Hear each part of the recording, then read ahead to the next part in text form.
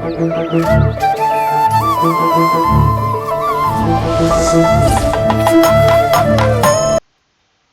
ரவுடிதான் படம் ஹிட்டா ஃப்ளாப்பா என்று கேட்டால் விநியோகஸ்தர்கள் பக்கத்தில் 100 கைகள் மேலே தூக்கப்படும்.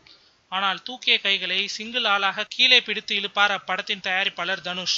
ஹிட்டு தான் ஆனா இல்ல டைப்பான விவாதம் அது. படத்தை தயாரித்த தனுஷுக்கு 4 ஆட்டு புலிக்கைகள் கூட லாபம் கிடைக்கவில்லை. ஆனால் விநியோகஸ்தர்களுக்கும் தியேட்டர்காரர்களுக்கும் அம்புட்டும் பொன். இருந்தாலும் ஹிட்டு தானே பேசும். சூர்யாவே முன்வந்து தானா சேர்ந்த கூட்டம் படத்திற்கு கால் ஷீட் கொடுத்து படமும் படு ஸ்பீடாக தயாராகி கொண்டிருக்கிறது. செலவை கூட்டி வச்சிருவாரு, கண்ணில் விளக்கெண்ண ஊத்தி கவனிங்கப்பா என்று மேலிட உத்தரவை அடுத்து கவனித்துக் கொண்டிருக்கிறார்கள் செலவை. இந்த படம் இந்தியில வெளிவந்த ஸ்பெஷல் 26 என்ற படத்தின் ரீமேக் தானா. தமிழில் சூர்யாவுடன் கீர்த்தி சுரேஷ் முக்கிய கேரக்டரில் நடிக்கிறார். இந்த படத்துல அனுபாம் கேர் நடித்த கேரக்டரில் வேறு யாரை நடிக்க வைக்கலாம் என்று யோசித்த போதுதான் தன் சென்டிமெண்டை கொண்டு வந்து உள்ளே புகுத்திருக்கிறார் விக்னேஷ். நானும் ரவுடிதான் படத்துல ஒரு பெண் போலீஸ் கேரக்டர் இருந்தது, அதில் ராதிகா நடித்தார். அந்த சென்டிமெண்ட் அப்படியே இந்த படத்துல தொடரணும் என்று வற்புறுத்திய விக்கி அனுபம் கேர் கேரக்டரை அப்படியே பெண்ணாக மாற்றி அதில் ரம்யா கிருஷ்ணனை நடிக்க வைத்து விட்டார். அப்படியே இருந்தா நல்லா இருக்குமே என்று சூர்யாவின் ஆசையை பேசியே கரைத்தாராம் விக்கி. நயன்தாராவே கரைச்ச மனுஷன் சூர்யாலாம் எம்மாத்திரம்.